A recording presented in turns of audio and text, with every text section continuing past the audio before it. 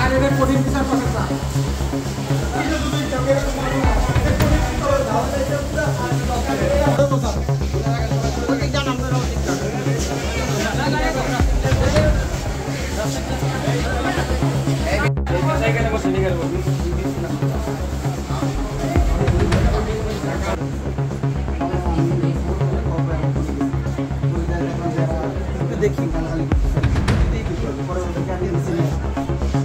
তো হচ্ছে ফাইল এবং রুগী তো বেরিয়ে ছিল, ফাইল ওনার কাছে বলতে আমাদের যে নার্স তার সাথে রাউন্ডে ছিলেন তার কাছে ফাইলটা ছিল। তো এই অ্যাটেন্ডেন্স আরও 3বার ফাইল নিয়েছে, আবার আসছে ফাইল নেওয়ার জন্য, ডাক্তার ইকবাল স্যারকে দেখাবে এই জন্য। তো ফাইল যখন আমার হাতে নাই, একই সাথে আমার একজন সিনিয়র কনসালটেন্ট রাউন্ডে, আমি তাকে ফাইল দিতে পারবো না উইদাউট রিটেন পারমিশনে। সেটা আমার যে ডাক্তার রাউন্ডে আছে ওনার, প্লাস যে ডাক্তার ফাইলটা চাইছে তার।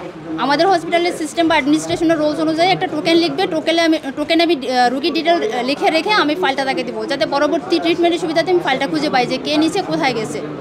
তো এই কথাটাই তাকে বলা হয়েছে যে ভাই আপনার যদি ফাইল খুব দরকার হয় তাহলে আপনি কাইন্ডলি স্যারকে একটু টোকেন দিতে বলেন। তারা হচ্ছে ঘুরে ঘুরে এসে স্যারের কাছ থেকে টোকেন তো নেই নেয়, একটা আউটডোরের টিকিট আমাকে দেখা বলতেছে যে হচ্ছে এটা তো আছে, এটা দিয়ে দেন। আমি বলছি না স্যারের কাছে ফাইল এটা দিয়ে আমি আপনাকে দিতে পারবো না, আপনি টোকেন লাগবে, টোকেন আনেন। পরে বলছে আপনারা কি হাসপাতালে রোলসের বাইরে কোনো কাজ করেন না? আমি বলছি সেটা যদি ইমার্জেন্সি পেশেন্ট হয় সেটা আমরা সাথে সাথে যাই, রোলসের বাইরে কাজ করি না। আপনার সামনে যদি মনে হয় যে আমরা কোনো রোলসের বাইরে কাজ করছি আপনি দেখান, সেটা আমরা কারেকশন করবো। তখন সে বাজে স্লাং ইউজ করতে থাকে, সে স্থানীয়, সে খুব প্রভাবশালী, সে আমাকে দেখিয়ে দিবে, এখান থেকে তুলে নিয়ে যাবে। আরও যেগুলি স্লাং ইউজ করছে এগুলি সোশ্যাল মিডিয়া কিংবা সবার জনসম্মুখে প্রকাশ করা সম্ভব না। আমি একজন মেয়ে, আমার মান সম্মান আছে, আমি সেই সেন্সে তাকে কিছু বলিনি।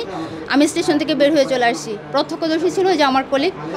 একই সাথে আমি যখন বের হয়ে চলে আসি, তারা 2টা ছেলে ঘেরাও করে আমাকে, যে হচ্ছে মারবে এরকম মারমুখী অবস্থা, পা থেকে স্যান্ডেলও বের করছে অলরেডি। তারপরে পাশের রুমেই হচ্ছে আমার গাড়ি কনসালটেন্ট রাউন্ড দিচ্ছিল। আমি তখন ম্যাডামকে বললাম ম্যাডাম এখানে বাজে ব্যবহার করতেছে, একটু দেখেন। ম্যাডাম সামনে যাইতে পারেনি তাদের উৎপাদের যন্ত্রণায়। পরে আমি নিচে চলে আসি, এর মধ্যে আমাদের যে আয়া ছিল দোলা, ও আবার স্যারকে ডাকতে আসছে, আমাদের তত্ত্বাবধায়ক স্যারকে। আমি স্যারের কাছে আসা পর্যন্ত স্যার অলরেডি আমার সিঁড়ি পর্যন্ত পৌঁছে গেছে। পরে বাদবাকিটা স্যার ডিল করছে উপরে যায়। সারি বেটার পিছিয়ে থাকতেই পারে জায়গা তো ছোটো বাইন কষ্ট কিনলে 10 মিনিট পর আইয়াই হানিবাজার বিকালে কলেজে টেনে লয় ফার্মেসির তো হানিবাজার ফার্মেসিতে বিকেল বলছিল ফার্মেসিতে যাই কলেজে টেনে লয় হয় তোরা বাইরে তোমার গাছ দিস না, তোরা বাইরে ওই ফার্মেসিতে ক্যাশ ম্যাচ হওয়ার পরে ফার্মেসিতে ক্যাশ ম্যাচ হওয়ার পরে আমার তত্ত্বাবধায়ক রুমেতে শূন্য আবার গেছে অনেক ক্যাশ ম্যাচ গিয়ে যায় দেখি যাওয়ার পর ডাক দিছে তুমি এদিকে আসো, তুমি এখানে ঢুকছো কিনলে গা তাই ঢুকবো কেরা ফার্মেসিতে ঢুকা নিষিদ্ধ, কামা যায় কোনো নিষেধ নাই। রায়হানের বক্তব্য এটা এখানে রায়হানের স্যার রাজ্য টানিসের মতো তুমি পাই যাও। রায়হান স্যার তাকে সারে পড়ে আসে নিচ্ছে, সারে পড়ে আসে গা তারপর আমি 2 মিনিট সারের ভিতরে পড়েছি। এর মধ্যে কোথাও 30-40 আইয়া আমাকে লাঠি লুটাতে পিটানি শুরু করছে। আমরাও পিটেছি, আমাকেও কিছু লাগছে, আমাকেও একটু বেশি লাগে, আমরা কম পারছি আর কিছু না। ওরা ছিল 30-40 জন, আমরা ছিলাম 2-1 5 জন, আমরা সবাই আহত। এরকম ঘটনা আমাদের সাথে আরও 2-3 বার ঘটছে। আমাদের স্টাফদেরকে ওরা মারধর করছে, বাইরের লোকজন এসে। যতক্ষণ পর্যন্ত এটা সুষ্ঠু বিচার হবে না, কোনো ক্ষমা আমরা রাজি হব না। ওদেরকে আইনের আওতায় এনে বিচার কার্যক্রম পরিচালনা করতে হবে, তখনই আমরা কর্মবিরতি থেকে পিছু হটবো। ডক্টর ইকবাল হোসেন, আমি বর্তমানে ভারপ্রাপ্ত আরএমওর দায়িত্বে আছি। আপনারা সবাই জানেন যে শরীয়তপুরবাসীর চিকিৎসা ব্যবস্থার অন্যতম ভরসাস্থল আমাদের 100 শয্যা বিশিষ্ট হাসপাতাল।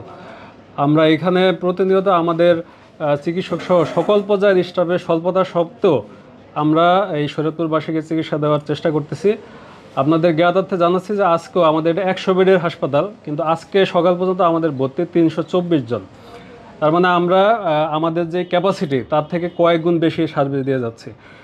তো আজকে সকালে এটি তুচ্ছ ঘটনা, ফাইল চাওয়ার মতো একটা তুচ্ছ ঘটনাকে কেন্দ্র করে বহিরাগত কিছু লোক আমাদের কর্তব্যরত দোতলায় মহিলা ওয়ার্ডে সিস্টারদের সাথে অসংলগ্ন আচরণ করে এবং উচ্চবাচ্য করে এবং হুমকি দামকে প্রদান করে।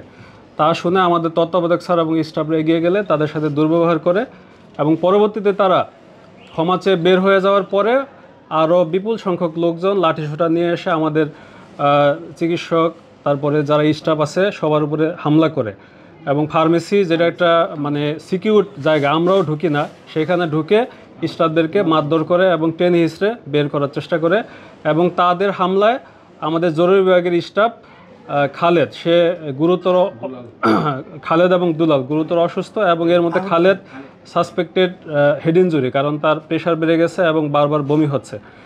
তো এই অবস্থায় আমাদের যেখানে নিজেদের নিরাপত্তা নেই, আমরা রোগীদের সার্ভিস দিয়ে থাকি, কিন্তু আমরা যদি নিজেরা ইনসিকিউর ফিল করি তাহলে আমাদের পক্ষে চিকিৎসা সার্ভিস দেওয়া কঠিন। এমন অবস্থায় আমরা সকল পর্যায়ের স্টাফদের নিয়ে মিটিং করছি। তো মিটিংয়ে আমাদের কিছু সিদ্ধান্ত হয়েছে, সেটা হচ্ছে যে আমাদের যারা আহত হয়েছে তাদেরকে দ্রুত চিকিৎসা সেবা নিশ্চিত করা, 2 নম্বর হলো আমরা আইনগত ব্যবস্থা নেব, এবং 3 নম্বর আমাদের সবচেয়ে সকল পর্যায়ের স্টাফদের যেটা চাওয়া সেটা হচ্ছে আমরা সার্বিক একটা নিরাপত্তা, আমাদের 24 ঘন্টা আমাদের একটা নিরাপত্তা চাই, যেখানে আমরা স্বতঃস্ফূর্তভাবে রোগীদের চিকিৎসা সেবা দিতে পারি। এই মুহূর্তে আমাদের সকলের সম্মিলিত 1 নম্বর দাবি হচ্ছে যে হামলাকারীদেরকে দ্রুততম সময়ে গ্রেপ্তার করতে হবে, এবং গ্রেপ্তার না করা পর্যন্ত আমরা আমাদের জরুরি চিকিৎসা সেবা ব্যতীত আর সব ধরনের কার্যক্রম বন্ধ থাকবে, এবং এই ব্যাপারে সবাই আমরা একমত হয়েছি।